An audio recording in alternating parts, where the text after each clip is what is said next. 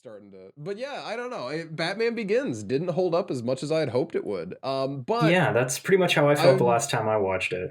I talked about it with Jackson, and he said he's has never seen it, That doesn't surprise which me. it surprises me a little because he's seen both of the other ones. It never surprises me when Jackson hasn't seen a really popular movie. Yeah, fair enough. Because like all He through said high that he school, would have his forgot whole it existed thing. if I didn't mention it. I don't know if you recall this, but all through high school, his entire thing was just that he didn't watch movies; he watched anime instead. I do remember Because that. he liked I do longer remember story arcs Um, that you could A get man from. of culture. A Yeah, true man of culture. We all eventually, knew of that course, about him already, but you know, he does watch movies now, but that was his whole Yeah. thing during that entire time. So anytime that I find out he hasn't seen a movie, I am not surprised in the least. Yeah, he said he saw Dark Knight in theaters, and some friends were like, "Yeah, there's another movie that came out before this one," and he's like, "Oh, is it good, or is it as good as this?" And they're like, "Oh God, no." So he Yeah, that never sounds right. bothered to watch it. I'm pretty sure he saw The Dark Knight Rises in theaters as well, because I'm pretty sure he was with He me. did. Yep. Yeah, that's the only time he watched it. see, I'm pretty sure I've that's the only ever time I seen- watched it. See, I I can't saw it in think of theaters another twice, time and I watched don't it. think I've watched it since then. I know that I have to have watched it more than once, but for the life of me, I can't remember watching it outside of the theater. Yeah. Dark Knight, 'Cause it obviously, I've seen wasn't- a million times, but like. Oh yeah, it was the Padres like on in the background movie. It was one of those for a while, yeah. It was that, Harry Potter and the Chamber of Secrets. Specifically. Um, Yeah. And Prisoner the of first Azkaban hit Avengers there movie for a was little for a bit, but while. it wasn't on there nearly as long as I wanted it to be because that was It was one up that for I way barely too saw the long. first time. It was up I for missed it way because I too was at long. work. I have never actually sat down and paid attention to it, but I have seen the entire movie multiple times. Nice. And boy, howdy, I Speaking hate of- it. The first Iron Man, First Iron same Man, situation. yeah. The second Iron Man for a little while. Not the same. not though. as long. Not on the though. same level. No, he definitely was more of a first Iron Man fan. Second Iron Yeah. Man is so bad. No It's one real watched bad. that early quarantine. Yeah, beginning of quarantine, we realized we had access to it, and we're like, "Hey, we got to watch this." Yeah, and it- she's like, it and really like, when I say sucks. we, I mean me. I said that, and Nina said no. It's my least Yeah. favorite Marvel movie. I fucking hate it.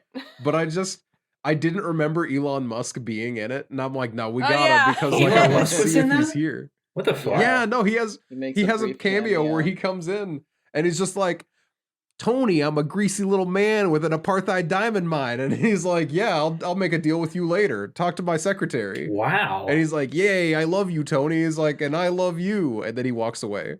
And as he walks away, you can very quietly hear him say, "Dogecoin to the moon." Yeah, it was really wild. Yeah.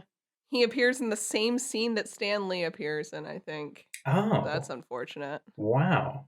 You know what? The more I think about it, I don't think I remember very much of anything from Iron Man 2.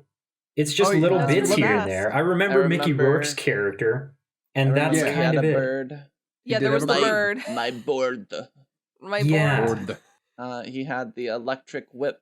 Yep. Yeah. Yeah, and Tony then was what? racing It's the one that has in that. a F1 race for some reason, I think. Yeah, that Yeah. made no sense. They're like, And he has oh, a he's spare Iron Man self-destructive. suit in a briefcase for just in case Yeah. somebody attacks him during the F1 race. Yeah, yeah. It's 'Cause the that makes first sense. movie where they replaced Rhodey, and Yep. Rhodey got Mhm. the War Machine suit. Yeah. Yeah. And he looks straight into the camera and says, But "This is Rhodey who I was am like, now. Deal with it." Rhodey was like, "Screw you, Tony Stark. I'm military forever, baby." And then he was working with the one contractor guy who was like, Justin "I can Hammer. make I Right. I the call other this evil rich guy. missile. I call this missile the ex-wife. Haha, zing." Oh, yeah, I women forgot bad. Oh, about that's that. dumb. Who wrote that shit? It wasn't Joss Whedon, but it definitely set the tone. Maybe it was Joss Whedon. It wasn't. It might have been John Favreau. It's Because Matthew he's in Favreau. Oh it. yeah, No, he my was kind boy. of. Or not, he's in it. He was a producer for all three. Yeah, he kind of That took was the another lead on thing the Jackson Iron and I Man talked movies, about. didn't He's he? like, "I can't believe it. He did Didn't- all three Iron Man movies," and then he's like, "Yeah, I'm gonna be in Chef." Yeah. Didn't he direct? Yeah, the yeah, it first was Jon one? Favreau. Did he direct it? I'm Damn. pretty He sure. directed it. He directed it, and then because he was in all of them, no one actually remembers that he did any of that. And Yeah. so when he Yeah. did The Mandalorian, everyone was kind of surprised. Damn, I can't that's believe right, that's him he too. can do something other than act, and it's like he's been doing things other than act for a long time. Yeah. That's What been are you most talking of his Yeah. career, actually. Yeah. Which, by the way, Chef, great movie. It is. It's a fun one. Great movie. I haven't yeah. seen it. I've only seen it through the clips on Binging with Babish because he's covered the movie like 4 times now. I would recommend Because there's There's much a lot of food. food in the movie. Yeah, that's It's kind on of I its heard thing. it's really good. It's on fun. Netflix? Yeah. Mm. Recommend. Oh, we weren't going to watch a Should- James Bond movie tonight. Yeah, we're gonna watch James Bond tonight. Which It's a one? Dalton. Ooh, Dalton. should, Is it License to Kill? You should It not is. watch that Oh, one. I love you should License watch to Chef Kill. instead. I don't know. I'm But actually License to Kill is enjoying- the one. License to Kill is the Bond movie where the bad guy's whole plan is smuggling cocaine into America by dissolving it in gasoline.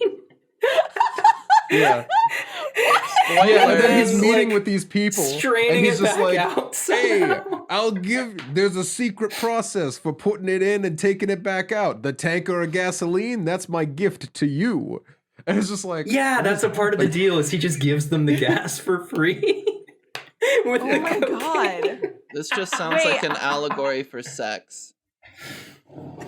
It is Is a it? James Bond movie. A guy saying there's a secret recipe for putting it in and taking it out, and the gas I leave to you for free. How is that not sex? You know, I think it's a stretch, but I'm not mad. Oh my God. I'm not sure about Yeah. that one, but all right. I'm enjoying Dalton as James Bond He's good, way right? more. Right? No, He's I wasn't actually expecting. good on a level that nobody else ever is. Nina's Yeah. favorite part is that he looks dead at the camera and clearly doesn't look like he wants to be there. He like at does least the 5 times he over does the the course of the office movie. thing every once in a while. Other characters will be interacting and he'll just go, and it cracks me up every Really? time. Yes. I'm gonna have to watch those again just to keep an eye out for that. He looks I like like he's that looking at someone you- just off camera. I like Poor that man. you stopped talking and looked at your camera as if this were a video podcast. It's not? Damn, what have I been doing with all this video all these months? I actually forgot that we're here for a podcast and not just to talk to each other as friends. So that's on me for being a soft baby girl.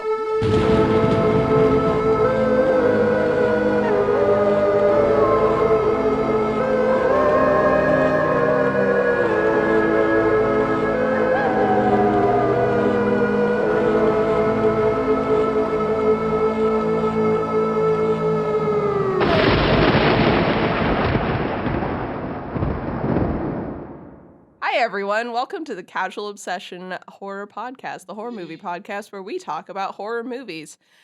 This week, we're talking about your pick, which you definitely picked recently and Yeah. didn't tie with another movie months Mhm. ago. Yep. Mhm. Freaky 2020. You remember voting it last sure week? is freaky that we picked this. Oh my god. No, you got to come up with a No, better joke than that. Sorry, now. it sure is freaky how you don't remember voting, but we remember that you did. Yeah. Did you guys I know really, that? I think you got to do something better than that, actually. Okay. It sure is freaky how we all agreed on this movie together as a community. Do you want to try just one more to have a spare? No, I Okay. think we got it. It sure Emma, is freaky you keep making me do this. Emma, what were you gonna say? I was gonna say this movie. Isn't it freaky that this movie was originally gonna be called Freaky Friday the 13th? I think love that. I That wish would I wish it actually- could have been. That's an amazing title. That It's is like- a I good wish that title. they had been Literally able to perfect. clear it because it's perfect. It's a perfect title. Yeah, But really. we all, in our hearts, we all know that's the real title. We do, and they splash that titles Absolutely. card on screen that says it. So. They do. Yeah, just the blatant Friday the 13th font and everything. It's Yeah. just Right. like, When the movie starts and it's like Wednesday the 11th, that was just so good. whoa, spoilers, Jeff. The movie starts. Oh, sorry. Whoops. Wow, The movie. we're not to the spoiler section yet. Oops. Yeah, Nina, give us the spoiler free. Yeah, Wait, you we got have it. knows to what day the introduce movie starts ourselves on. first. Yeah, nobody knows who's been talking all this time. All right, hi Damn. guys. If you are here, then you might know this, but maybe you don't. My name's Nina. Hey Whoa. guys, if you are here, you might know this, but my name is Noah. Hi, Why are Noah. you Noah. doing this to me? Why did I agree to do this? You might know Hi, this. But my name's Jeff. Hi, Jeff. Hi, Jeff. Hi, everybody. You might know this, but I'm Emma. I didn't know that. Hi, Emma. Hi, Emma. And this is now a 3-host podcast because I fucking hate you guys. I can't believe you quit 2 weeks in a row. 2 weeks in a row. Did I quit last? I don't even You remember. did. I think I you don't got remember fired why, but last you week, did. actually. If I quit 3 weeks in a row, Then you can't pass go. then I'll quit You go for straight real. to jail. Straight to jail. Straight to jail. Do not collect 200. Yeah, so Freaky. Let's talk a little bit about that. So Freaky is ostensibly a Freaky Friday movie, but also simultaneously a slasher. Hence the proposed name of Freaky Friday the 13th, because the killer wears a mask that's basically just Jason's mask. He doesn't wear it very much because the conceit of the movie takes hold and he no longer needs it. But it does kind of set up the tone that this is a Jason Michael-esque slasher killer. And basically what happens is that due to crazy Freaky Friday circumstances, he swaps bodies with the like, how old is she? She's like a senior. 18. Yeah, 18-year-old girl who's right before homecoming. So, normal Freaky Friday shenanigans, except this time death happens. Da da da. Dun, dun, dun. Yeah. It would have been really How did funny people- if they had Jamie Lee Curtis in this. Because she was in Right, Freaky because Friday she's and was in- also she's in Halloween. Like, that would have been Would've incredible. been really wouldn't it? Booker, the boy love interest, his last name is Strode, which is obviously a Nice. reference to Laurie Strode. Is that his name, actually? Yeah. I never heard anyone say that. I like that. It's very good. Yeah. Ah, There's a It's a lot good of referential references. A lot of references There are a in this lot movie. of fun references. In a lot of ways. I looked up like fun facts and stuff. And there's a Oh, lot hell of yeah. references I didn't catch. Like Oh, yeah. Vince Vaughn, who plays the slasher villain, Mhm. that the main character swaps bodies with. They have him wearing an Aaron Rodgers mask for part of the movie just to disguise him. But Mhm. that's like a reference to the fact that the Michael Myers mask was a William Shatner mask. Mhm. And I It's didn't just, catch it's that. very good. Is It's Aaron very good. Rodgers a reference to It- William Shatner? Just in Well, that it- it's like a Oh, celebrity mask mask. thing. Yeah. Okay. It I'll reminds allow me it. of the Baby Driver scene where they make everyone wear they wanted him to wear Michael Myers masks, but they could only find Mike Myers masks, so everyone's wearing Yeah. Austin Powers masks for the robbery scene. Yeah, Yeah. that's great. That's definitely better, though, right? Like, Oh, it's so funny.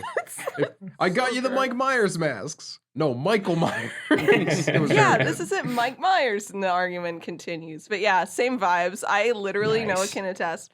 I was losing my mind. I've seen this movie. This is my second time, but I was losing it as he's walking around in the background with the mask on. Mhm. Oh my god. Also, I just personally love the choice of Aaron Rodgers, considering his recent fall from grace and being like this massive anti-vaxxer and all that type of stuff. yeah. Oh my gosh, seriously? I didn't Oh even yeah, know. no, it's a Yeah. huge thing. Like, it was like legal issues for the NFL, if memory serves, because he wasn't getting vaccinated, and it was going to turn into one of those things of if he made it to the Super Bowl, was he going to be allowed to play? Oh my Yeah. god. That's They the didn't reason make I it, know so it he's a doesn't football matter. player, actually. I thought he was a baseball Oh, player really? for some reason because I don't follow Oh. either sport.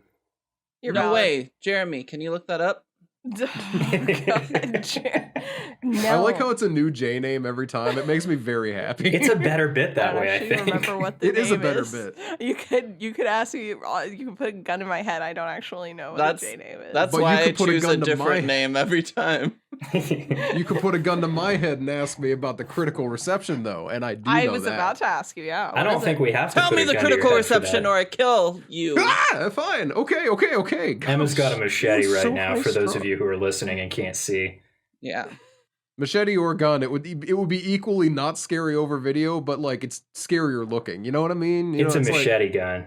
oh, where's my Guatemala machete? I have that around It's- here it's somewhere. in I the- stole it it's from in my the- old Oh, roommate. Mr. Fancy with his Guatemalan machete just lying around. It's I've a machete and the sheath says Guatemala. I have a torch to your Minecraft world right now. No, okay, fine. I got you. We got IMDb with a 6.4 out of 10. We have Rotten Tomatoes with an 83%, Okay. Metacritic 67%, and Letterboxd with 3.2 out of 5. What the hell's wrong with those last two? Jeez. IMDb is the same zone. It's the exact same ranking as Letterboxd. You know? Who was it that had the like 80%? Rotten Tomatoes. Yeah, it's Rotten the one that's Tomatoes. way up Okay, there. they know what's up. Yeah. Honestly, this movie is almost the exact same ratings as Splinter, except for Rotten Tomatoes, which is a full like 10 points higher. Thanks, Yeah. audience score. Wow. Yeah, thanks, was- audience. thought You're it was right, very as funny. always. I personally, this is a fun movie, and it's a It is. really good time. It's got like some legitimately really nice kills, and it's just funny and silly. It's a great time. It's a great thing to watch on like a Friday night with some friends, with some Yeah. drinks. This was like my 4th or 5th time watching it. Nice. So I thoroughly enjoy it every time. I'll probably give it like a 8.5. I'll go next since I've seen it second most times. Jeff's watched it like 7 times. I really enjoy this movie too. There's a lot of movies like this, and especially that Blumhouse does, where the concept is really fun, but they do not operate on it to the fullest extent, and it's really like sad and disappointing and boring to watch. Mm. But this movie, I think, does the exact opposite, where it takes the concept, it takes two phenomenal actors who clearly have a lot of fun acting the different personalities, and there's nothing I love more than a movie that just has a fun concept and does everything it possibly can with it. So I think an 8, a solid 8 for me. Nice. Jeff, you want to go next? What? Because I've seen it the next most number of times? Once? Yeah. I'm saying like 8.5 sounds right to me. I was very pleasantly surprised by this movie. I don't think I've ever actually seen Vince Vaughn in anything up until now. Mm-hmm. I don't That's know how I've just surprising. managed to dodge him to this point, and I think have it's never because we seen him didn't watch before. a lot of like comedies. Yeah, He's a big he's comedy the actor. Step Brothers guy, right? No. No. No, somebody that's else. Will someone- Ferrell and Yeah. and Somebody else. Someone else? You're Okay, right. okay, good. Okay. Well, because I've been like religiously avoiding that movie for as long as I've known about it, so like whatever. Me too. But I didn't Did you expect him to never- actually be good. Did you never see Oh, yeah. Dodgeball? No. Nah. Oh my god, what a quotable movie. I know if you can dodge a wrench, you can dodge a ball, but that's about it. Oh, is that where that comes from? Interesting. Yeah. Yeah. Okay. It's a ridiculous movie, but it's a fun time. All right. I'm probably still not going to watch it, but like whatever. That's fine. Anyways, I don't didn't know that expect- it's aged well. I didn't expect Probably not. Vince Vaughn to Most actually be comedies. good because I'm usually not very impressed by a, grown ass 40, 50 something year old man pretending to be a teenage girl. Normally that's Yeah. just shit, right? But he Mhm. actually does pretty good with it. And I didn't Yeah. expect that. So like I'm going to say like 8.5 sounds right. He does well enough to the point where the ending made me feel very conflicted several times. I will elaborate on that when we get to spoilers. That's such a weird thing You to say will, without Yeah, you will I can't- elaborate on I that can't wait because to- I am confused. I can't wait to hear the elaboration of that. But Noah, what did you think of the movie? I liked it. I need to put that out there before I Okay. give it my score. I He had doesn't fun like it with as this much as we movie. do. I give it a 6. Noah's about to shit all over this movie. Wow. No, here's the thing, right? This movie gave me very big, and they are both Blumhouse movies. It makes sense. This gave me such big Happy Death Day vibes. They could have been this. You could Oh. cut between them, and they're the same movie, visually speaking. They And look that the same, made it- yeah. Yeah, and that did impact my enjoyment of it because I'm not the biggest Happy Death Day fan. It's I not a like good Happy movie. Death Day. No, it's I fine. like it's Happy it's Death fine. Day. Fun But, fact, like- the co-writer of this movie proposed making a crossover movie with Happy Death Day called Freaky watch Death the sh- Day. Sorry, I'd hold watch on. the A shit out of body that. swap I time would watch loop? Is Tree that and what that would be? Millie's swapping know, bodies yeah. would be so much fun. That'd be Those so two are- fun. They're complete opposite personalities. I don't care how much Tree's developed. They're still not anywhere near each other. It would be a good time. It would. But yeah, because of that, like, and my notes are full of me, like, loving this movie.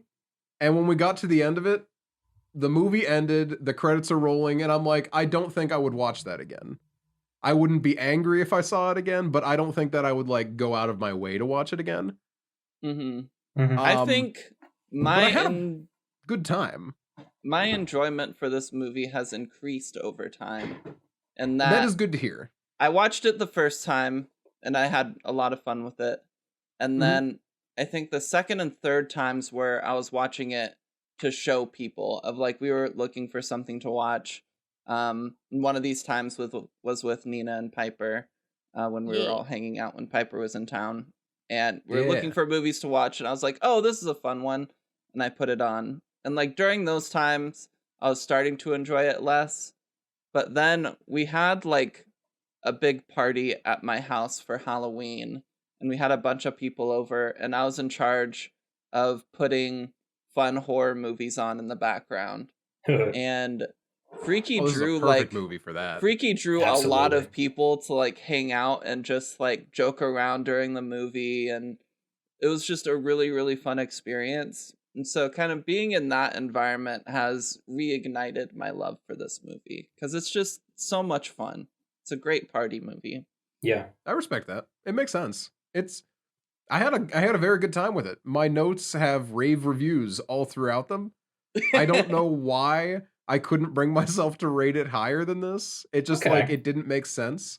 And I will apologize. Clarity. Well, and I do apologize for this, that it is rated the same as Splinter, because I think it's better than Splinter. Okay, as long as you acknowledge that it's better than Splinter.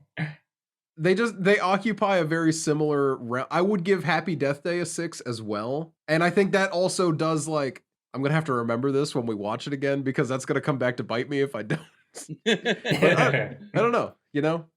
I rate Happy Death Day like an 8, and I'm like, it's one of the best movies I've ever seen.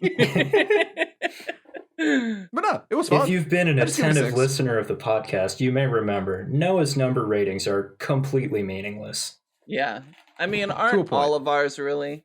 Oh, absolutely, yes. I'm trying to be a lot more consistent with them.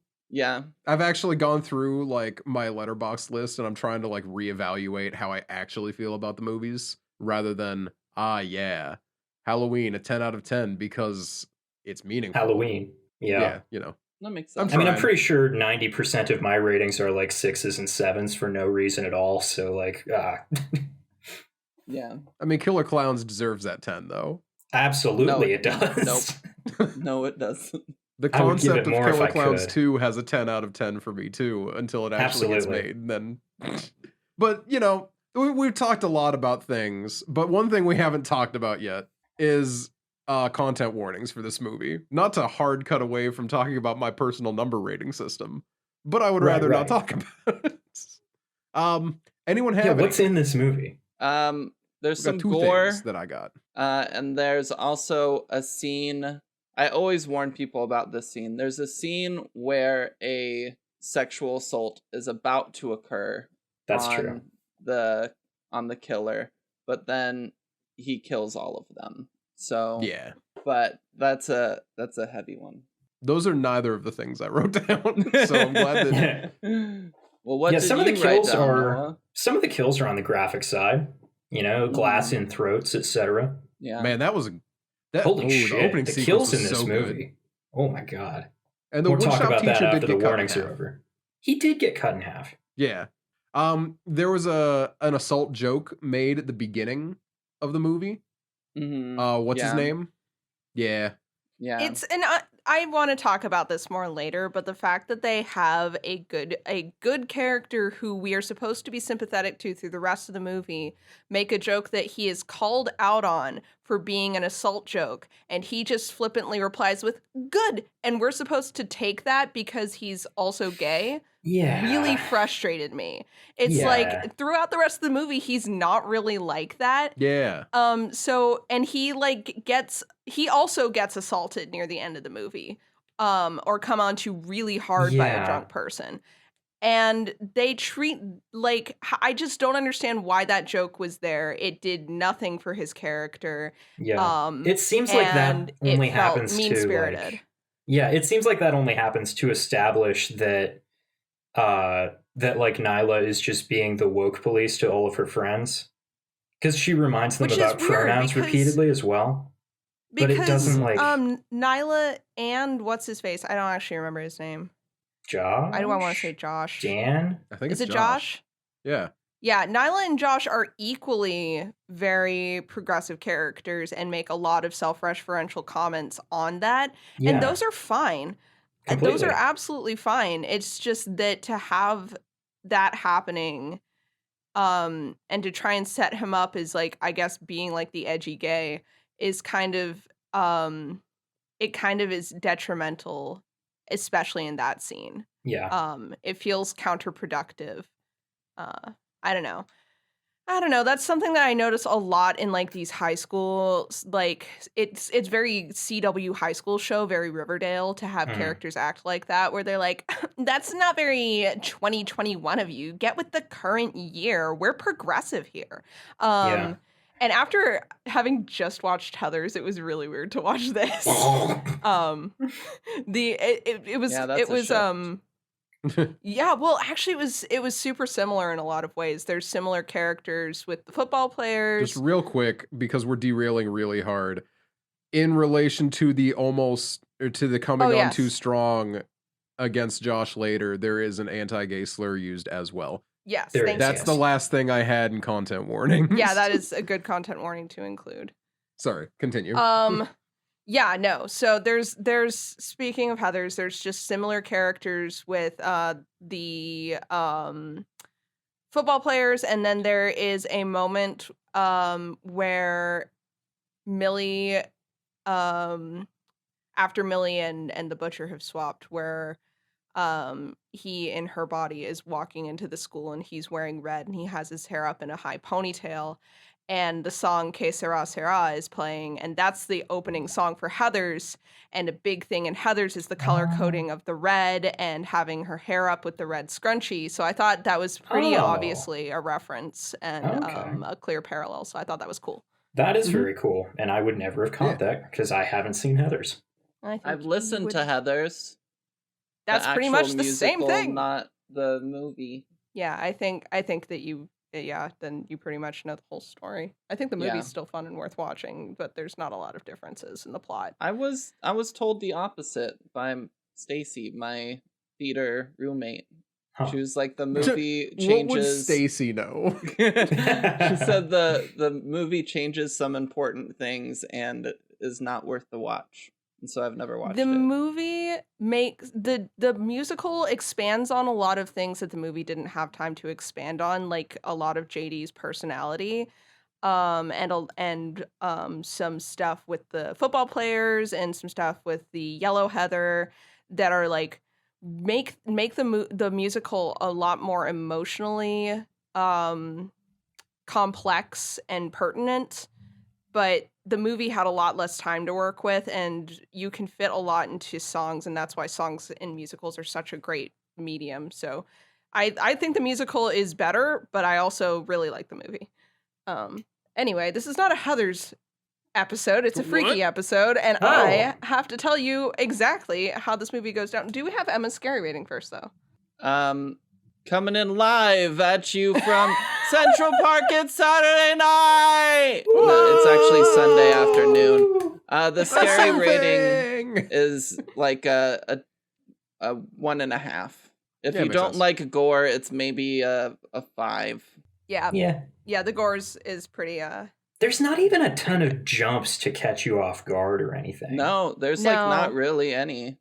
It's why it's a perfect party movie, honestly. It's a really great background movie that is good enough that you can be invested and watch. Yeah, it's just a comedy that isn't afraid to have comical amounts of blood. Like, Yeah. True. Yeah. It's a good balance with a horror comedy. Yeah, no, it is really one of is. the out of the horror comedies we reviewed on this specific show. I think this one has the best balance of like being a horror movie and being a comedy movie. And it doesn't fall into the horror comedy trap of sexing it up too much because it's a horror comedy. So they're Looking- like, hey, we can add more boobs now. Looking directly at Willy's Wonderland for this one, in my opinion. Yeah, all those Nick Cage dance pinball machines were yeah, way too sexy sexual. for me. I mean, unironically. I still haven't watched that movie. You don't even. I You're honestly missing think out. it's you would have fun with it as a let's watch a bad movie night. It's so good. It's not. Yeah. I don't think so. I don't think it's worth it. I think it's worth it. Noah, if you knew me, you know I hate bad movies and I can't stand them. So Yeah, but it's like good for like it's another good party movie where everyone's just I like, don't what the think so. fuck is I happening? mean, maybe. I still wouldn't do that, but I guess if I were around a certain group of people, that group being like the A bunch of keep people who trying were to get us to forcing you to watch put on Willy's Velocipaster. Wonderland. Oh yeah, the Velocipaster crowd would love this movie. Ooh. Anyway, let's talk about Freaky. That's unfortunately not a compliment. I It's don't a think, movie so where fair things enough. happen. Okay, so Freaky starts out on Wednesday the 11th, which is basically our setup night. It starts out with a party of these high schoolers at their rich parents' mansion, making out and telling scary stories. And they mention this Blissfield butcher, who was an active killer a long while back, and is now just kind of an urban legend. And as they are making like this kind of conversation, they all split up and everything. The butcher shows up, unsurprisingly, kills all of them, takes this creepy knife he finds in the parents' rich people like relic collection, and disappears into the night. And our second setup night is Thursday, or setup day rather, is Thursday the 12th, where we meet our second main character, Millie. Millie is a senior in high school. She has, as we go through this day with her to kind of get an idea of her routine before we shake it up, we meet her mom, who is a drunk after Millie's dad passed a year ago. She's kind of descended into that, and she is very overbearing to Millie. Says that Millie can't go to homecoming because they're gonna go see Wicked. And Millie's older sister, who is a cop, continues to try and kind of help Millie out with this and be like, hey, you're not treating her well. This is not working out for you. But Millie's not gonna stand up for herself, and Millie's mom is still too deep in grief to see what's going on, so that really goes nowhere. We see Millie at school. She's harassed by a boy in the hallway in one of the more accurate scenes I've seen of teenage boys who harass people at high school. It really do just be like that. Don't miss it. She is then also very accurately bullied by I think her name's Ryler. Am I right? Yeah. Okay. Yeah. Ryler, who comments on her clothing. She goes to a workshop class where the teacher is just the worst. I hate that guy. Jesus, he is He's a just dick. needlessly a dick. Yeah. I made notes about that. I'm like, do teachers actually do this? There's no Yes. way. Is there right? like a point other than power tripping and No. like in front of students and being like, yeah, they're gonna think I'm so cool? I How had sad I, are you? Right? He was I like had going out of teachers his both- way for it. Like, Mhm. Yeah. I had teachers both in high school and in college who were like that. It's disgusting, and it's usually like older men who I feel like they think they should have done more with their career, and they're doing everyone a favor by being there, and therefore their power trips are justified. Very frustrating. Hated this man with my whole heart. She 100%. gets harassed by him for being late, for not having her project prepared, even though it wasn't due until the next week. Meanwhile, she's sitting next to her crush, who tries to reassure her, but isn't really able to do so because you don't want to invoke the wrath of this teacher. She then goes to hide in like a theater room with her two friends, Josh and Nyla. The three of them talk about Booker, they talk about life, they talk about homecoming, and then they go to a football game where we find that Millie is the team mascot. It's like a beaver. It's it's ridiculous looking, and I love it. her mom's supposed to pick her up, so she's left at the field pretty late into the night, where the butcher shows up again, looking very creepy. He chases her onto the field, brings out the spooky, scary knife, stabs her in the shoulder with it, but experiences an identical wound on himself when he does. This startles him long enough that Millie's sister is able to show up and scare him away with her cop gun powers. She really flexes those gun powers over the course of this movie. Constantly, yeah. It's insufferable. But yeah, with the setup now completed, we open on the morning of Friday the 13th. We first see the butcher waking up in Millie's body. He's disoriented at first, doesn't even really seem to know what's going on until he notices that his hand is no longer a man's hand. And though initially he seems very Jason-like and animalistic, basically only repeating words that other people say and stalking people with knives in a very creepy way. As the movie goes on, he gets progressively more and more comfortable with being in this body, and seems to take to it really well. He starts by deciding that he doesn't like how Millie dresses, and he is going to do what he wants, which ends up looking really good. Meanwhile, Millie wakes up in the butcher's body in this creepy ass like junkyard space with dead animals everywhere, and she wakes up on this mattress, and immediately freaks out. Obviously, she has no clue what's gone on. She runs into a guy who asks her for drugs, and she says, "No, can I ask you a question? Do I look like a petite teenage girl right now?" And the guy's like, "Oh, you definitely have drugs. In fact, you're probably on them right now." She runs away from that guy and towards town to try and kind of find people who will understand her and find her friends. Meanwhile, the butcher in Millie's body arrives at the school wearing this red leather jacket, looking very imposing. Everyone who's kind of used to how Millie usually looks is kind of dumbfounded by this. And while Millie, the butcher's initially approached by Millie's friends, Josh and Nyla, he ends up leaving them to walk off with Ryler. He kind of is weird with her. I don't actually remember much of that scene. They have that conversation where Ryler thinks that Millie's acting really weird and wants to know the gossip about being attacked by the butcher. And the butcher is looking for a way to kill Ryler throughout this whole conversation. That's about it. Yeah, that is about it. Right.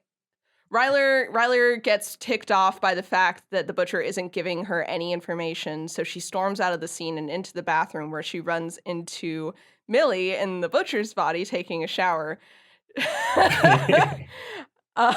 She freaks out, understandably, runs and finds what she thinks is Millie to kind of get help, but the butcher shoves her into this, like, freeze locker thing that they have at this school. Cryotherapy chamber.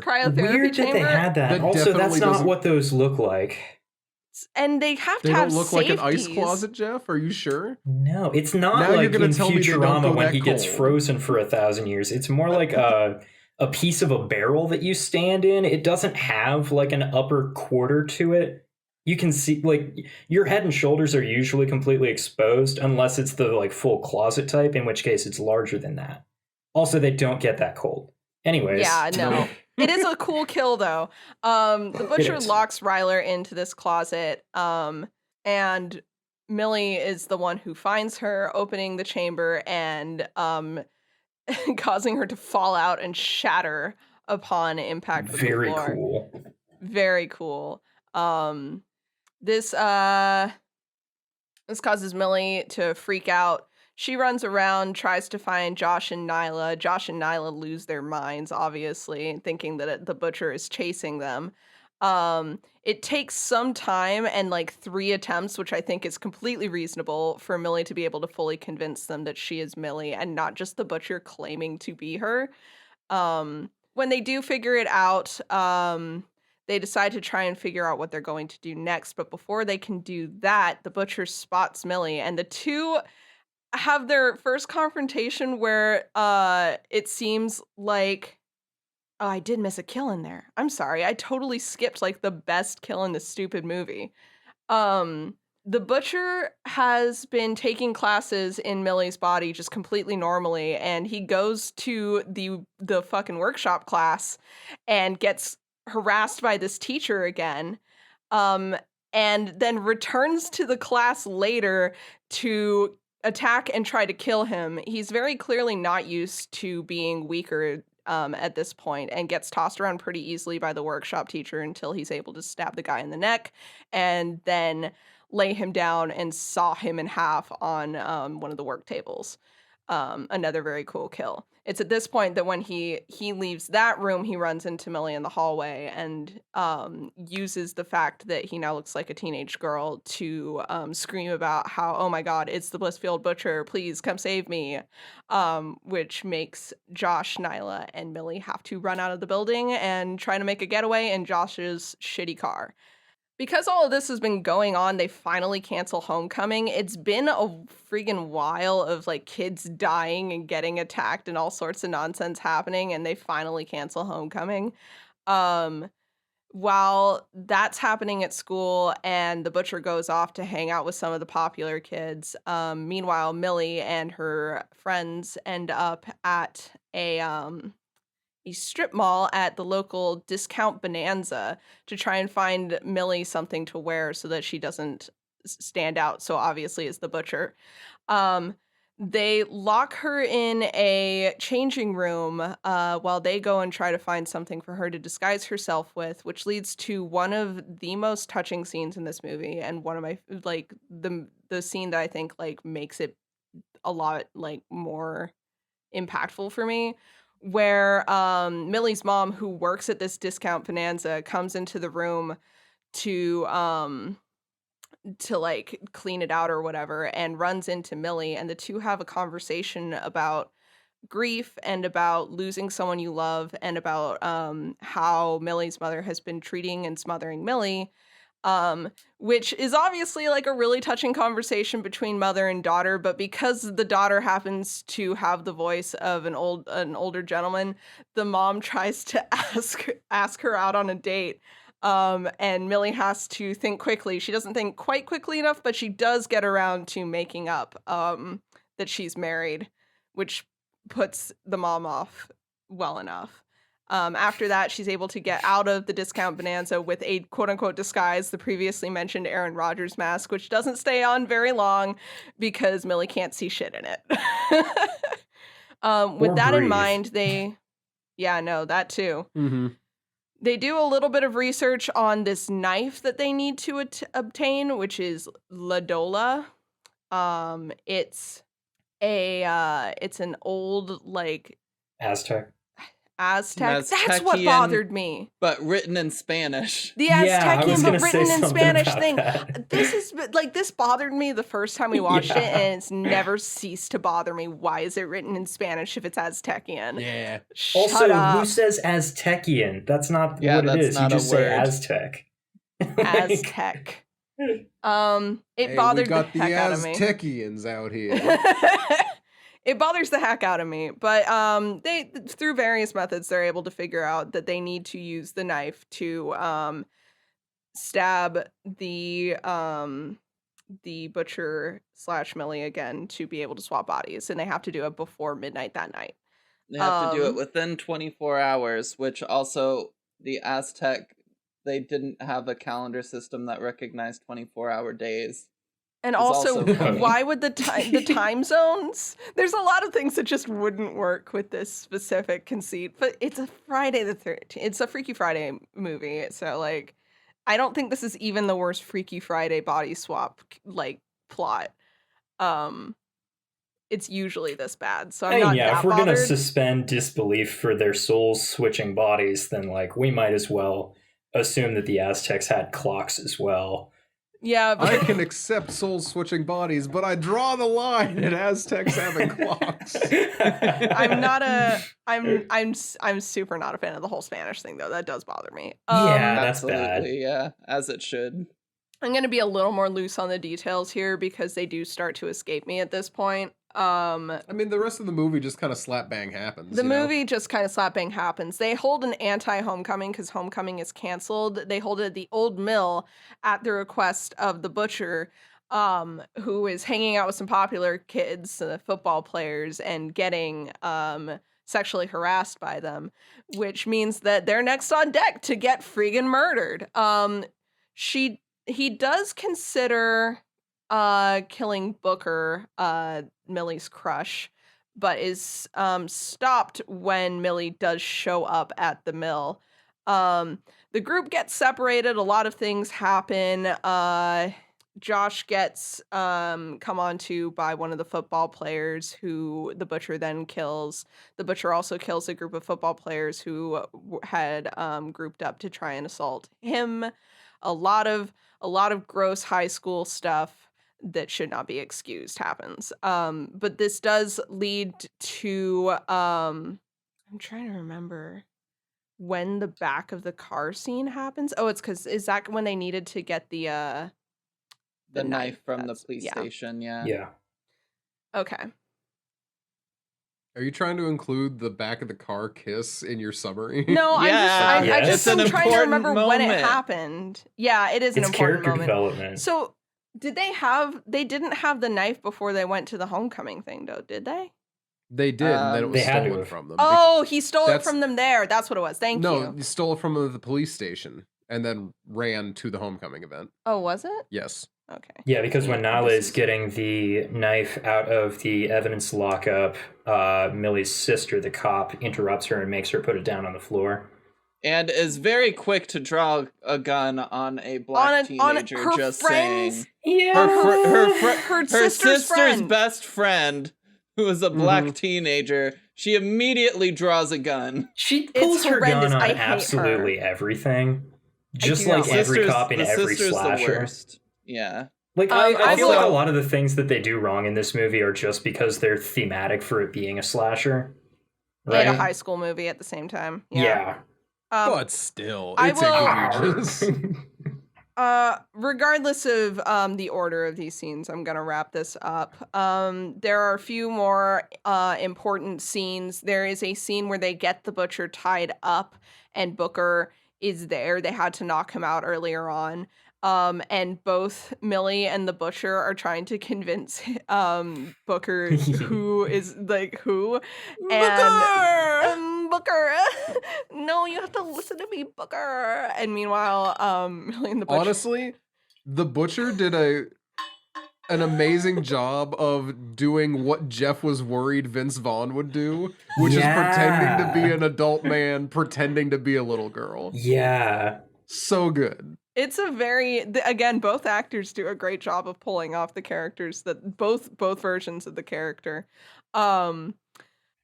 Despite everything, I think that at that point, despite everything that has happened, the Booker has no clue what's going on. Millie is able to quote a poem that she dropped into his locker, which is what finally convinces him that everything is real.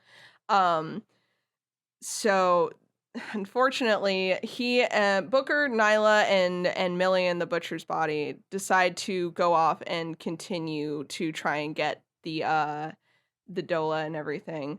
But Josh and the butcher in Millie's body are left at Josh's house because he believes his parents won't be back for a while, which leads to another joke I'm not particularly fond of down the line. What's important here is that Millie will eventually, or the butcher will eventually escape from that situation. Meanwhile, while they're trying to obtain the Dola, Nyla goes in to try and get that from Millie's sister, and Millie is left in the back of the car with Booker, and the two have a conversation about their relationship that ends with them sharing a brief kiss while Millie's still in the butcher's body. It's It's kind of weird, surprisingly touching, very brief, because Millie is immediately like, no, this is way too weird. Let's try this again later. They're able to make it to sort of a final showdown at that point where they are able to swap back bodies, and the cops shoot the butcher now in his own body, presumably dead. Everyone goes home. You think the movie's going to be over soon, but no, the butcher's still alive. He makes it back to Millie's house. Millie, his family, has to take him down on their own. He has a moment where he confronts her and tells her that he knows how she feels and how weak she is and that she should just give in and whatever, but she's able to take him down in the end. Because she understands what it's like to have balls and then kicks him in kicks them. him in the balls. Yeah. Good setup, good chaos, good payoff. Chekhov's balls, if you will. Chekhov's balls. Ooh. That's the end of my summary for Freaky. Thank you for listening. Thank you for the summary.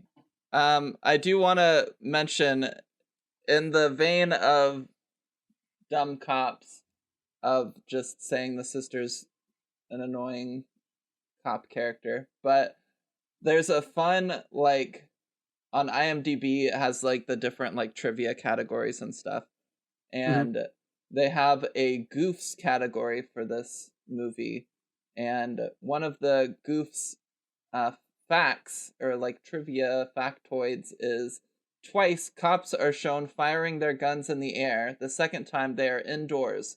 No police department would ever train or permit their officers to do this. And I'm just like, I don't know about that one. That's the goof. That's not a goof. Wait. You trying to tell me that there are things that police departments don't permit? What? See, It kind of seems like the bigger officers thing. just be out here doing shit, Yeah. and is a nobody does comedy? anything about it. And this is a comedy, and they're just like, you know, one of the things about cops, and it's like, Was there's the so many things. Well, Was the Aztecs thing in the goofs? Like the Yes, Spanish? it Oh, good. was, Thank yeah. God. Because, Okay. like, that bugged me so much. And it will continue to bug me until I die. This ancient Aztecian ritual that you need to know Spanish for. Yes, you Right, need to know. naturally. The Spanish teacher is so on point for what a high school Spanish teacher is like, though.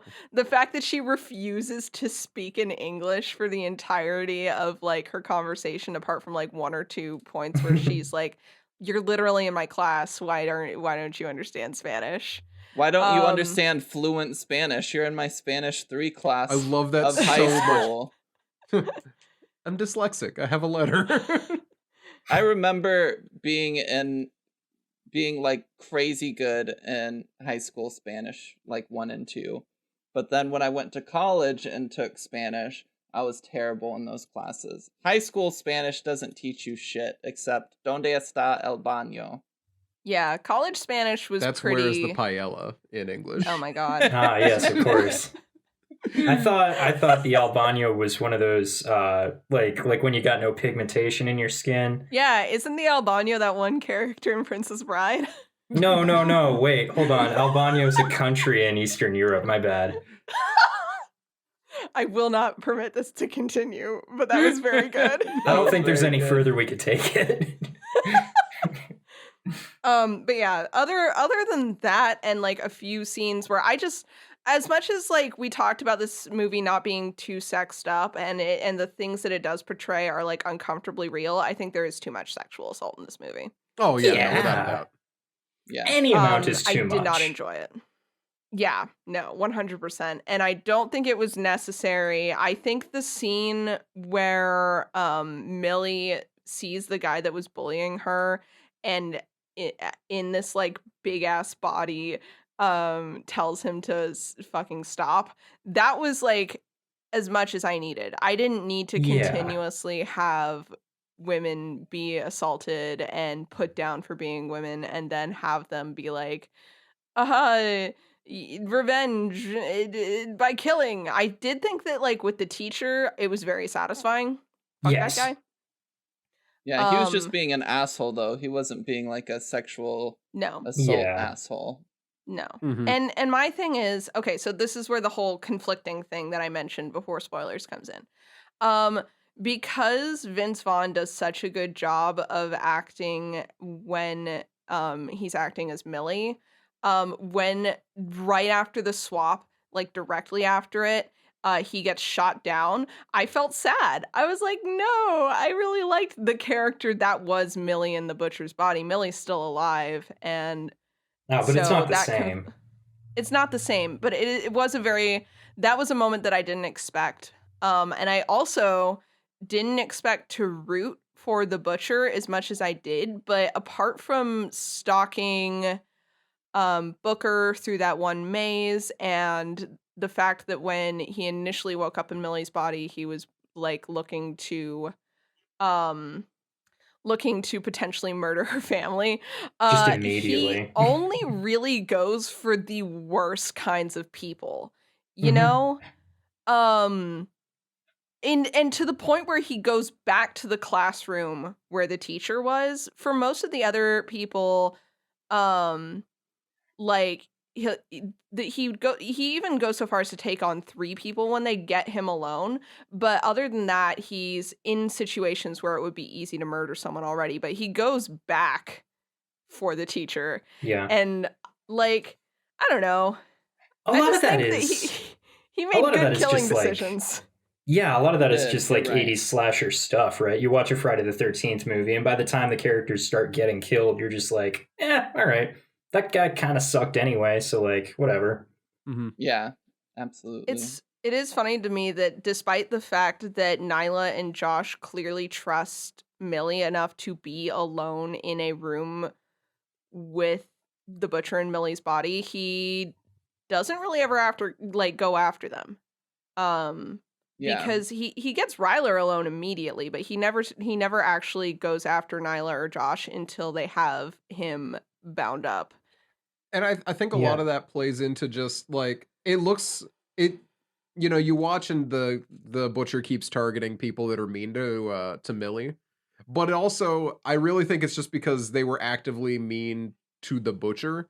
And it's just Yeah. like, well, Right, Well, I here was we gonna go. kill them all anyway, but now I have a hierarchy list of people who piss me off. Yeah, I- like, all right, and- you were yeah. a dick to me, you're next. And I do think that like, as much as like it's never like outright well, it is, because he does say it to her at the end. The fact that he states that he knows how she feels at the end and how he knows she feels weak, like it's clear that did affect him. The fact that people were constantly harassing and targeting and being rude to him. He wasn't used to people so much as just being able to approach him and take a knife out of his hands, like in the early scene with Millie and her mom, where he's like going at Shar with a knife, and the Mhm. mom just takes the knife out of his hand, and he's Oh, like, look at that, Yeah. sweetie. and she's Also, like, "Wait, what the fuck?" Did you catch this? Bringing it back to Chekhov's balls here, setup and payoff. Mhm. Did you notice Chekhov's jam jar at the beginning of the movie? When they sit down, the No. family sits down to have their breakfast because the mom forces everyone to sit down and have breakfast. Millie sits there like struggling with this jam jar for a minute, and eventually her cop sister just reaches over, pulls it out of her hand, opens it really easily, and hands it back Oh. to set I up didn't for notice that. when their bodies switch and suddenly the killer is really easy to contain. Damn. I thought that Didn't was realize cool. that.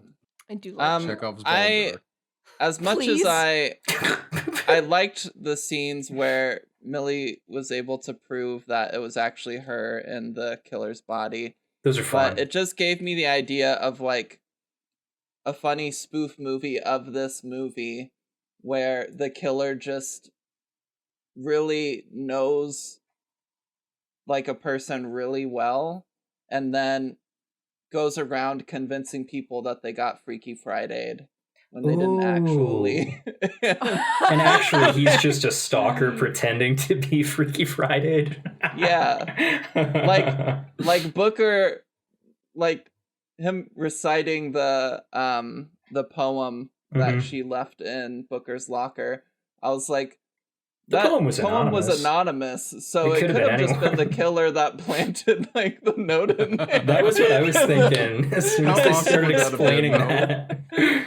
I don't think that would have worked as well. Obviously, if in this scenario, Josh and Nyla have already been convinced via stalking protocols. Right. But I think the only reason Booker was probably even willing to take it at that point was because Josh and Nyla were already like, listen, dude.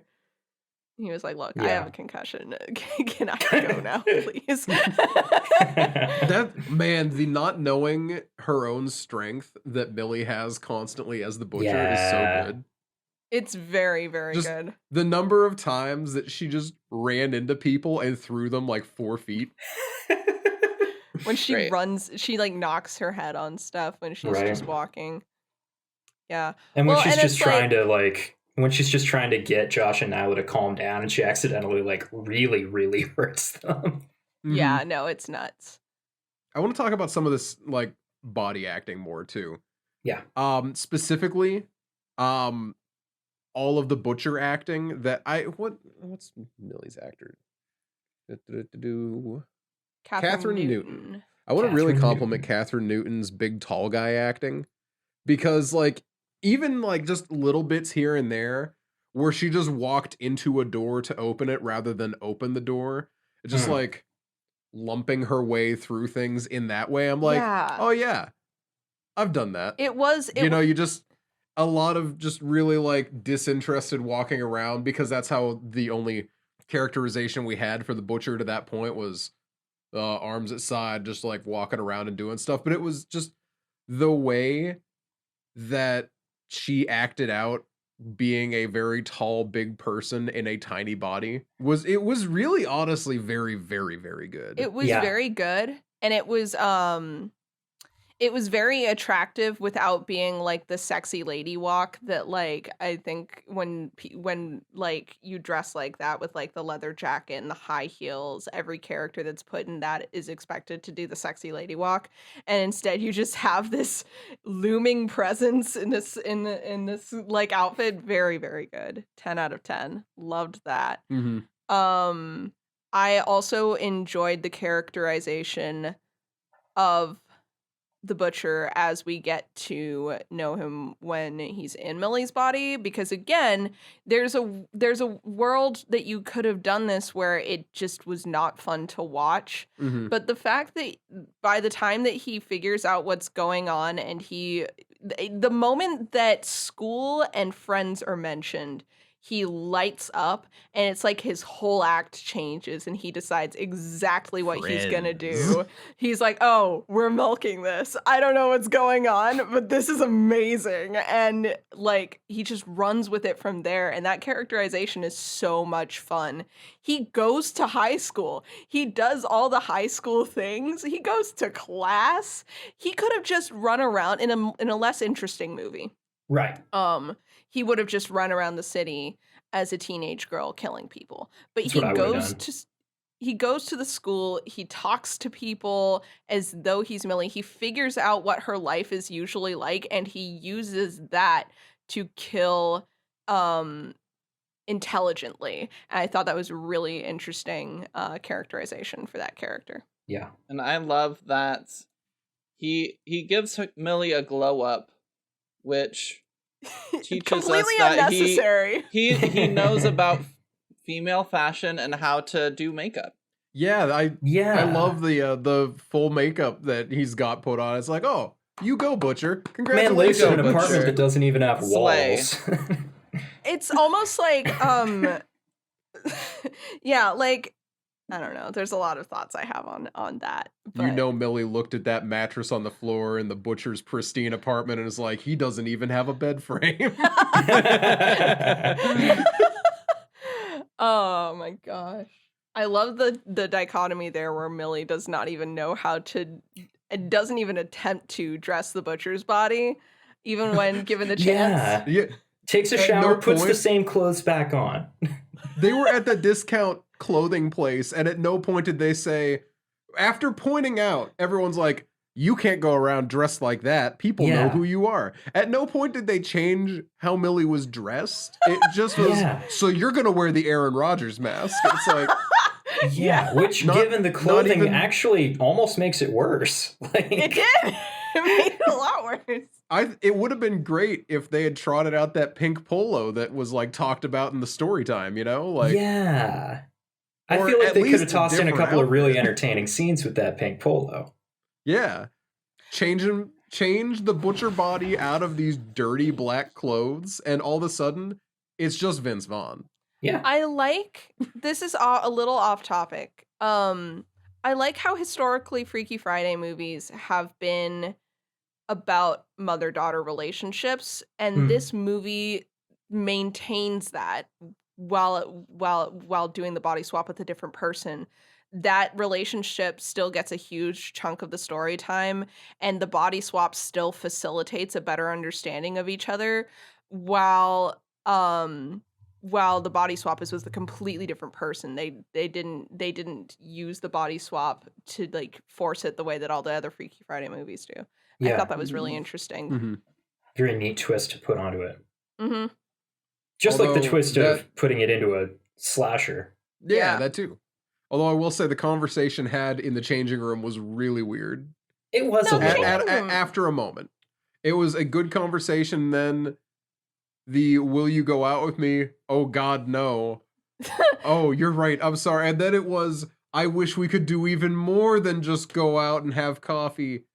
But I'm married. It's because she had literally no idea how to fix that and not hurt her mom's feelings at the same time. Oh, without it. It was, as it went on, I'm like, oh, this is so uncomfortable. I didn't hate it that much. I think that the options for both that and the Booker scene that was also really weird were to either just lampshade it and be like, hey, wouldn't it be weird if this happened? Or to just accept that it was a part of the storytelling medium they have like gone with and just do their best. And I think that they chose the latter. And while I don't think it worked perfectly, I don't think it was as bad as it could have been either.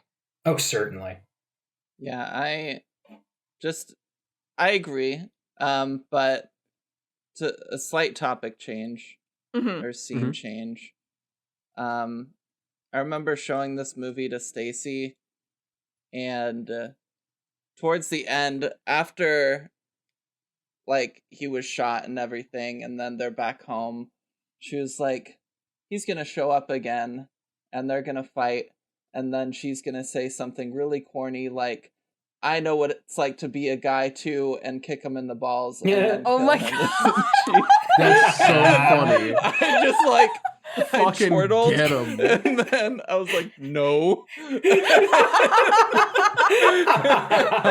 No, why would they do that? That's not what's gonna happen. And then it like fucking played out exactly as she called it. And we So fucking died. It was so That's good. so good. Oh That's my fantastic.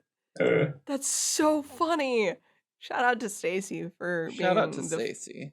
funniest motherfucker on this planet. Stacy. Apparently, Excuse me? yeah. I'm right here. I literally almost said second funniest. Well, Emma, Almost, I've but you heard didn't. you recycle Stacy's jokes, but I've never heard Stacy tell one of your jokes. So I think she's got more material than you do. You've never met Stacy. I don't know, see Emma. I how think that's Jeff got has a anything to book. do with this.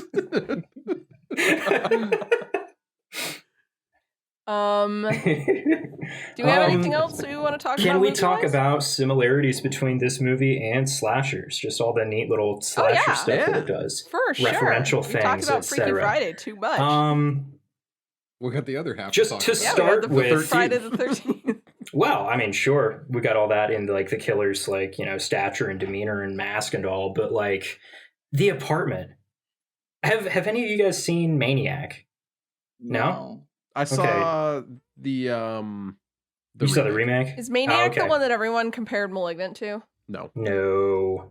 Maniac What is is that a thoroughly disgusting movie. Shouldn't have. I've heard that the remake Yeah. is even more uncomfortable somehow, but I cannot fathom it being worse, honestly. Oh, Basket Case. That's the one that everyone. Yeah, no. Maniac is I saw the remake with Elijah Wood. High key, uncomfortable movie. Very. Oof. Okay, I don't know what the apartment in that movie looks like, but in the original, it is extremely reminiscent of what we see in Freaky here.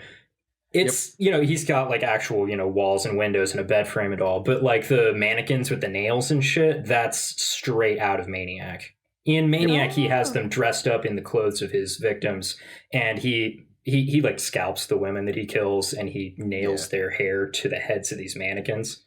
But yeah, as soon as I saw that, I had like a flashback to it for a second. I was just like, ugh. Wild. It is a Maniac gross freaky movie. crossover when? It is reminded very me. bad.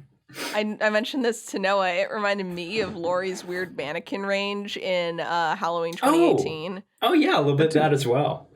Yeah, but That's more it was fun. definitely going for more of Maniac. But that It was. like, They were what- definitely going for Maniac, but Mm-hmm. the music. Bed frame in Maniac.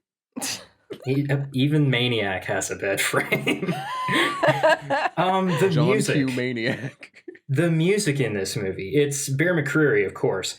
Yeah. There are a lot of points where I swear it sounds exactly like The Burning. The Burning has an extremely distinctive soundtrack. It was scored by what's his face, the guy from Yes, John Anderson, I think is his name. He's the keyboard guy from Yes.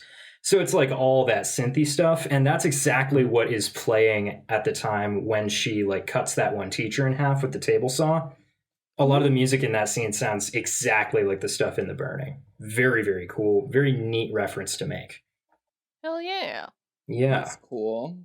I liked you get so many kind of referential points with the Blitzfield Butcher with Mhm. other slashers. Like we talked about Jason and Michael Myers. Like at the beginning, he does kind of the head tilt thing after he hangs somebody on the wall Yeah, in the first loved that. Halloween movie.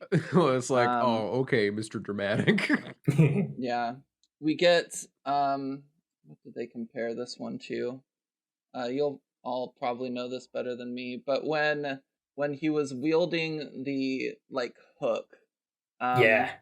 people were saying it's a homage to the Hook Killer, and I Know What You Did Last Summer. Mhm. Oh, I actually haven't seen that one. Man, That's hook. It made me surprising. think of Man, that. Ardor. It made me think of that guy from Candyman. Candyman That as too. well. Yeah, that makes sense. But there are just so many like fun little Mm-hmm. kind of Mhm. references. Like a lot of the kills are references as well. Like I gotta find the exact fun fact. Well, the hanging the Uh, person up on the wall, obviously, Obviously, yeah. because of the head tilt. Then Mhm. where is it? Cutting someone in half with a table saw. That's been done in a couple of movies, right? It has to have. Definitely. Oh yeah. I don't. The, I'm not familiar with any, but I'm sure it has. the death Well, scene Jeff and I, with seasoned the death scene with the bottle getting shoved down somebody's throat. Oh, Oh, is that from something else? That's what a It's kill. appeared in 2 other movies. Oh, okay. Sorority Row, which was in Wow. 2009, Yeah. and Into the Dark Midnight Kiss, which was 2019, and then from the Hulu horror anthology series Into the Oh. Dark. Oh, wait, which one was it from? Does it specify? It doesn't specify, no. It was not from think- Tentacles. That's the only I Hint didn't of the watch Dark that Tentacles. I've I watched. watched the one with the Hitman. Don't and I watch think they did it in Tentacles. that one. It sucks. Okay. All the Into the Dark ones There's were kinda, hardly like, even any tentacles in it. I mean, like, it's lame. disappointing. Yeah. Truly. But yeah, there's just a lot of, like, so many kind of fun referential things to other Yeah. horror movie Mhm. Yeah, peoples. very very fun. It's One just of the biggest time. like crazy things in this movie, we learn that Pitch Perfect 2 is Millie's favorite movie, Yeah. and she has a poster for Pitch Perfect 2 in her home, but Mhm. the poster is actually for Pitch Perfect 1, but for some reason it says Pitch Perfect 2 on it. That's fantastic. They got a What? Pitch I love Perfect that. poster and just stuck a 2 onto it? Yeah. That's I love hilarious. that so much. That's for the real Pitch Perfect fans out there. That's so Yeah. funny. Absolutely. Because I loved Wow. that detail. I loved that she gives Brendan Urie a little smooch every morning. Mhm. Yeah. As Kinda we weird. all do. I mean, Nah, speak for yourselves. don't we Yeah. all have pictures of Brendan Urie near our Jeff's more of a bedsides that we Patrick kiss in Stump the man morning? himself. I'm more of I a have Pete pictures Wentz of girl. everyone else that used to be in Panic at the Disco. I got them all Ryan to take a Ross, my picture beloved. without Brendan. Easy. No, yeah. No, go ahead. I'm a big fan of the fact that Pitch Perfect 2 is Millie's favorite movie, but she tells people it's Eternal Sunshine. Yeah. Because I don't know any movies other than Eternal Sunshine of the Spotless Mind that have Eternal Sunshine in Yeah, them. no, that's what it is. No, And that's, I it's feel gotta like be. I feel like those are not even remotely similar movies. No, that's the No. point. But you want to be seen as like deep and Because Eternal philosophical. Sunshine is seen as like a kind of manic. First of all, it's one of the foundations of like the manic pixie dream girl trope. Mhm. Which Millie kind of is a little bit on her own at first. But secondarily, yeah, it's a more like intelligent film than Oh yeah, I mean, like, I get why. Yeah. It's just like I find it very funny that it's like, as someone who has not lied about his favorite movie to try and make it sound cooler, because I literally can't pick whatever a favorite movie is because of Sure. I can't decide on the spot when people ask me that. You know, it Yeah. used to be Honestly, though- Batman. It definitely used to be Batman. Not anymore, huh? Can No. we talk for a second about those people who do have a favorite movie picked out for Yeah, how those do you do those weirdos. questions? How? Because Honestly, I'm always like, I forget movies instantly that exist. Oh, that too. I As picked soon one- as someone Favorite says like, "Hey, movie what is- what movie is your favorite movie?" I've never watched a movie in my life. I picked one just to have a default answer because enough people have asked it of me. It's Baby What's Driver. your right? Baby default Driver. Okay. Yeah, my default favorite movie is Baby Driver, It's a and good pick. it's hard to hold on to that one now that multiple actors from that movie have been outed as terrible people. Yeah, Ooh. that's But a shame. I still genuinely love it as a movie, and a great I think movie. it's still worth it, and I Mhm. still love it. So Huh. Yeah. I always ask people I- to let me like pick a genre to say my favorite movie in a genre, but then they're like, "Okay, what's your favorite horror movie?" And then I've never seen a horror movie before, Yeah. I'm and then I always say like, Hellraiser.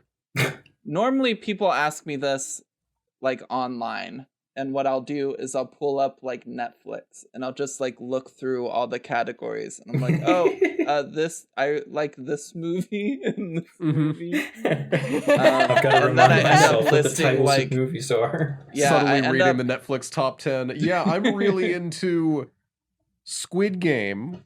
One of my favorite movies. Truly. Yeah. Yeah. right, It's because it hard. does It's a depend hard on life. like because there's a lot of movies that I've seen multiple times and I really like Mhm. that I would love to, that I can talk about for hours. But like the other thing is, and this is something that's very important, I switch hyperfixations a lot, and Mhm. like I tweet a lot about Malignant on my horror account, Yeah. to the point where you would think I really I'm gonna get a tattoo of it. You would think I very much seriously it's my favorite movie ever. It's not. I just happen to really like it right this second, and while I respect past hyperfixations that I've had, even if I shouldn't, like BBC Sherlock or like Loki, etc., etc. I don't think I could ever like say, "Oh yeah, this is my favorite movie, this is my favorite TV show," because in a while it's not going to be. So it's like, why would I even tell you that? It's not stable. It's never going to be Yeah. stable. It changes month to month. Yeah. Yeah, I'm that's trying. I just want you to know, I just took a very serious moment where I was like tuning at the entire world out, thinking back to when I first met you, trying to remember any like embarrassing hyperfixations that you had, and I couldn't remember any. But I'm Oh, so God. darn frustrated that I couldn't think of any to bring up right then. I'm trying to think. I was really into. The problem is, and much love to Carson, a lot of the things that I was focused on in college, I was only focused on until Carson picked them up and got more focused on them than I did. And then I was like, well, I guess I was a fake fan all along. And I just kind of dropped them. Yeah. This That makes happened sense. with several things, mostly bands. But the other thing is when Mm. you first met me, I had just started writing my book, and that was very much the fixation of the time. Yeah. So Yeah. didn't really have a lot of space for embarrassing external mediums at the time. But yeah, I'm trying. Yeah, that's the most embarrassing one ever is that I was not a super Hulock, but I was definitely Hulock, That's embarrassing. It is. And I was on Tumblr. So I don't know if you guys could tell that by the way that I talk about movies. I know that one of our listeners knows that because she has followed me on Tumblr since that time period. Don't worry, Nina. We That's won't tell right. anyone. I keep forgetting. Yeah, about I'm that. never going to tell anyone. This is secret just between us four. Oh my god, speaking of Tumblr, I'm so sorry to divert away from the main topic of conversation. Because Of we've stayed so Tumblr? focused. Yeah, this right? is the only time ever that Tumblr will come up in a natural conversation where I can finally bring up this factoid. Oh my god, I'm okay. I'm so excited. I am so worried. I am terrified. Noah, as many of you may know, has another podcast called Off the Air. Oh my god. Oh, thank the Lord. I thought you were about to put me on blast for something I did on Tumblr. No. I couldn't even think of what I would have done there. So Noah has this other podcast, and his co-hosts are Daniel and Jackson. Jackson, in particular, is a very interesting, funny person, but Take that, he damn. changed his Tumblr to Turning Point USA It a long was a while long ago. time ago. It's been a long time. It's been a couple of years. Mhm. When he did that and he talked about it on the podcast, I've never had a Tumblr before, but I took his old username, Jacksonium, and I made it an identical copy of his profile. And then for like a month or two, I kept at it for a while. I would go on Tumblr once a day. I would post what he posted. I would re-Tumblr whatever. Just hoping that eventually he would be like, who the fuck is this? And he never did. And so eventually I lost interest. But yeah, that's something I did. It was a very good prank, and I'm so mad Yeah. that he never noticed it. I don't think that is that he never noticed. I feel like he just never addressed it. Yeah, I'd love to ask probably. him. We should I ask. doubt should he'll ask him. remember. That's He what I might. should He have has done a to razor Noah sharp on mind. Twitter. Yeah. That would have been good. That Bubba would have Wubba been Dab better was than what I really great, did. though. And then your reveal of Bubba Wubba Dab was The reveal was beautifully fantastic. executed. The reveal was so good. It's top 10 moments right there. Should probably explain Over that a situation month. for our listeners. Yeah, for our listeners. I was not on Twitter for a real long time because I made one back in high school and never used it. So then I made the reason that my Twitter handle is Bubba Wubba Dab is just to make fun of Noah's being Bubba da Bad. And basically, I just made the account and followed him and started tweeting the most absurd shit that I could think of just to see what would happen, how he reacted. And I really should have crowdsourced more weird ideas because other people think of better stuff than I do. But yeah, for a solid month, he didn't know who was running the account. And then I told him, and it was fantastic. I asked 3 or 4 of my friends. I'm like, was this you? I never asked Jeff. I would come to Jeff and be like, I think it's Ethan. and then I was would like- be like, I bet it's Ethan. And then I would later come to Jeff and I'm like, Ethan said it wasn't him. And I'd be Do you like, think that's it's exactly Edge? what And he he's wants like, you to think. Of course, he's going to tell you that it's not him. So good. But then Beautiful, the really. the profile picture associated with the account was my sister's art, and I recognized her style. I knew it was her. Very distinctive. Suzuki JoJo. Suzuki I'm not JoJo, stupid, you know? So I'm like, all right, I know it has to be someone within this circle who's connected to my sister. Not for a single minute did I think it was my brother. Not for The one most second. obvious choice. Because I And knew then he you had a had- Twitter. Yeah. I And then you didn't had him on anymore, an but- episode of the podcast, and and all the was rest is revealed. history. Yep. So now that we've explained that, Yeah. Yeah, now that we've explained that, I think it's time for Noah's notes if no one else has anything to say about Freaky 2020. I feel like I had something else that I was going to bring up, but I do not remember what it was now. Feel free Alright. to interrupt Well, the if- notes section to tell me. Yeah. I always do. Jeff, do you have a theme song or anything in mind for? I actually for meant to Noah's have one, notes? but I don't.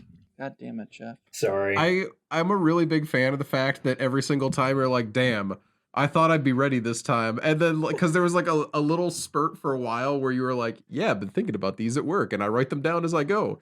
Oh, and yeah. then like I this, ran and then out you're eventually. Yeah, you ran out and you're like, well, I'll figure it out. And here we are. Usually I think of it at some point while I'm watching the movie, and then I write it down at the bottom of my notes if I have Jeff's it ready notes. going in. But I did not I- take notes on this one. I have an idea, but I can't perform it. Oh, no. I just have to describe it. Okay. Okay. You know, in Freaky Friday, Yeah. Mhm. when they switch bodies back at the end and Lindsay Lohan's character performs a concert. Oh, yeah, with her Um, band. Yeah. Taking that song that they've performed, which I only remember like 2 words of, and then changing it to Noah's Notes. I There think you that go. Damn, that's description, good. That'd be good. that That's good. description was vivid enough. That'd be pretty that good. I'll accept it. I remember nothing you. about that song, but that works. As a trans person, I watched that movie a lot. Can't imagine what the correlation is there. Anyways. Body swap movies? Come on. Come on. I don't see why Come that would be on. appealing. Classic trans culture. Next, you'll be what do we telling got me here? that you loved stories that had shapeshifters in them. Yes.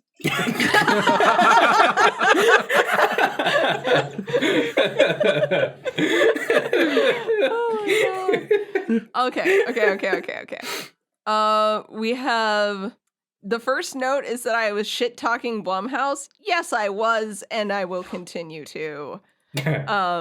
Nina's like, I can't believe that Blumhouse's label is so prominently right here. I feel like they only do that for their bad movies. I'm like, Nina, they do that for all their movies. No, I'm pretty sure that they have another label that they. No. Hereditary had the Blumhouse name on it. Oh, did it? They just you can tell how Blumhousey the movie's gonna be by whether or not they do that 360 spin around in the weird room. Which they Oh, did for yeah. this movie.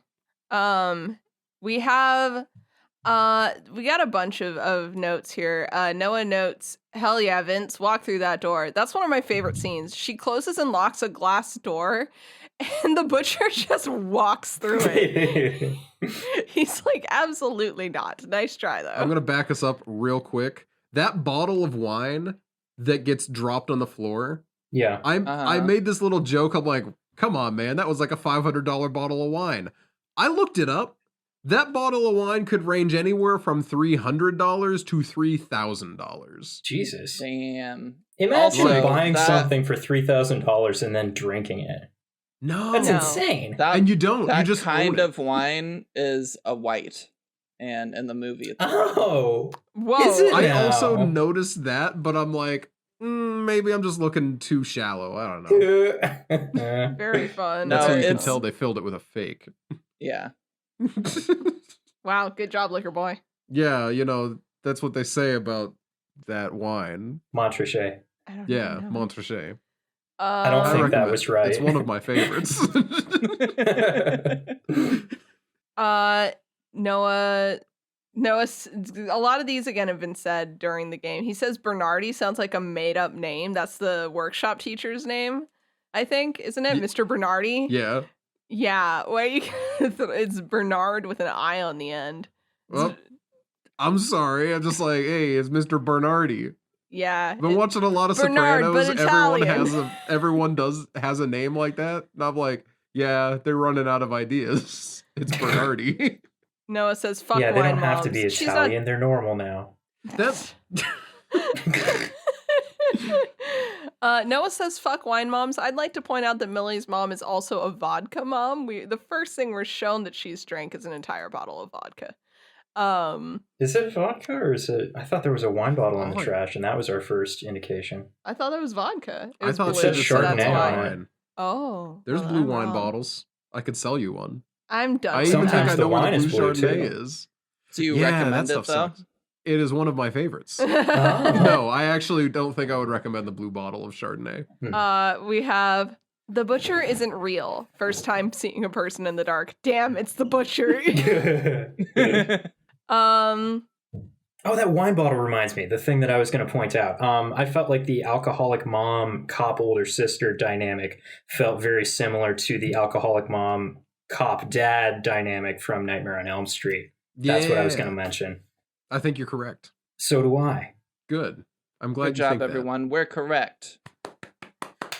All right, back to Noah's notes. Earlier in the movie, during that weird joke that we all said we didn't like, the closer to that is, I'm allowed to make terrible jokes because the Tinder in this town is abysmal, and he shows them the Tinder account of the mailman.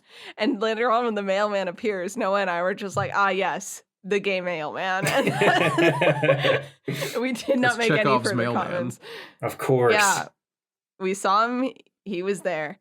I will say I respect the fact that they let us know the mailman was gay, but then he didn't come up and be like, "Hey, how are you doing? I'm the mailman." Yeah, I'm No. glad that they Well, that's didn't because like. Josh has the market cornered on that, obviously. He does have the market cornered on that, but I'm glad that they didn't have both of their definitely gay characters be like that flavor of very gay. Capital G. You know, because it would have felt like they were. It would have felt. It would have felt mean-spirited, I feel mocking at like. that point, It right? already felt a little mocking, especially little at the other bit. joke that I don't enjoy with that character, where Yeah.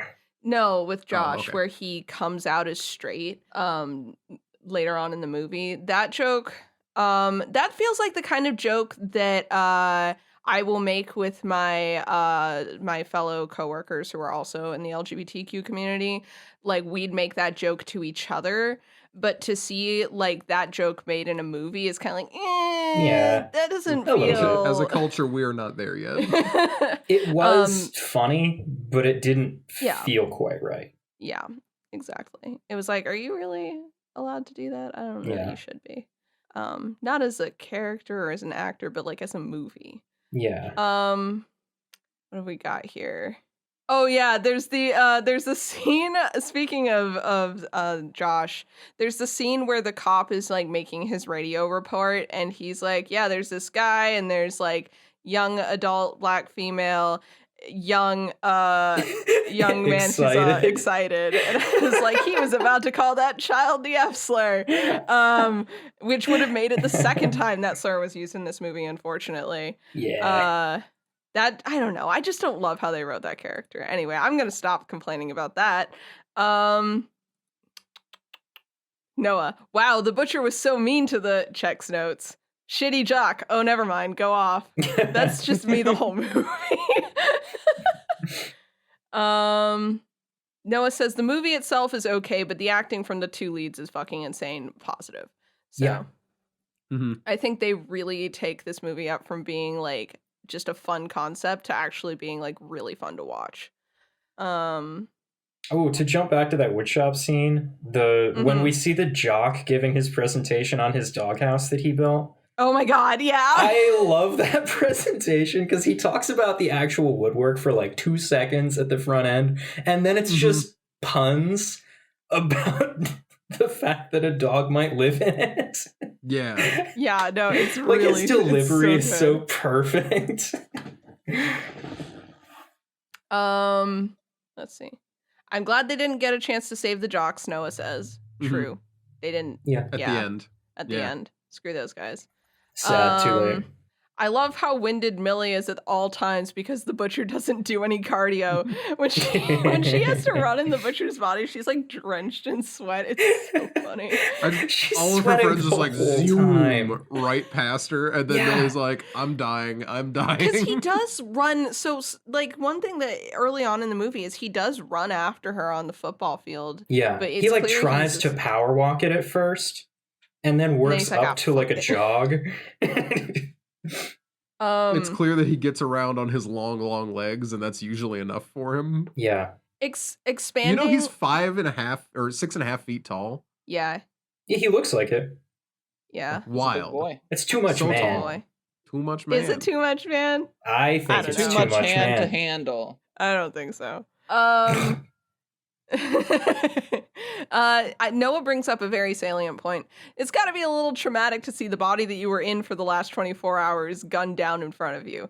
Because, like, I had a weird emotional response to seeing that body gunned down as someone who had just watched the performance. If that were, like, if the character... I can't imagine how, like, Millie as a character would feel. That's got to be very, very weird. Kind of It's got to be. honestly. Also, how unlikely is it that cops entering the room would actually fire upon a white man when told to by a Well, they do child it who twice. was actually the person they were there to try and arrest in the first place. He's firstly, they know what the butcher looks like. They've established this early Sure. on in the movie that they know what he looks like. Secondly, this is the second time that night that someone has told the cops to shoot this man because the butcher did it when Millie had grabbed her earlier on, and they shot at Millie in the butcher's body with almost no hesitation as well. So I don't know.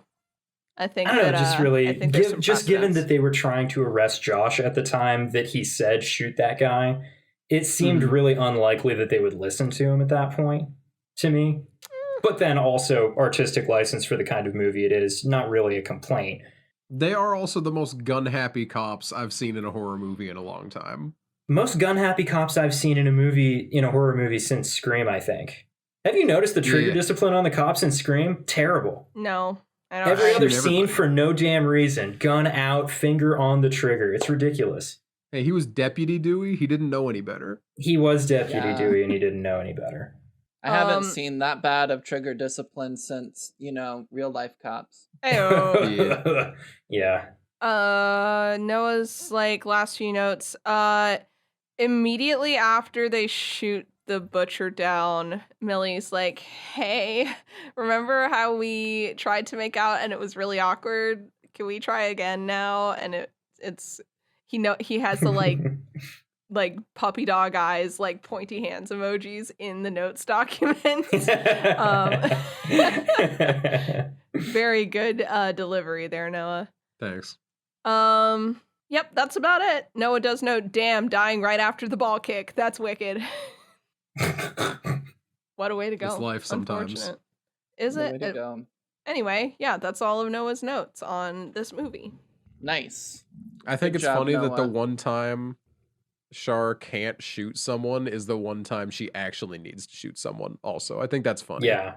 I don't know. That's all I got. Yeah, I thought that was pretty I good. like that when the Blitzfield Butcher is on top of Millie in the football field at the beginning, about to stab her or in the process of stabbing her, Mhm. the sister comes and shoots in the air and is like, "Hey, stop that." Now, this is a little known fact. That's actually a goof. Real police departments don't train their people Real to shoot police in the air, departments would have and just they shot wouldn't the put up guy. with it. Yeah. Yeah, no. Ugh, God. Who's next up to pick the movie? It's Jeff. Is it me? Or is it Yeah. you? It's Jeff, yeah. It's Jeff. It's you. Okay. I then went that first the first time, and then we swapped for Halloween, and then we've just stuck with you as first of the cycle.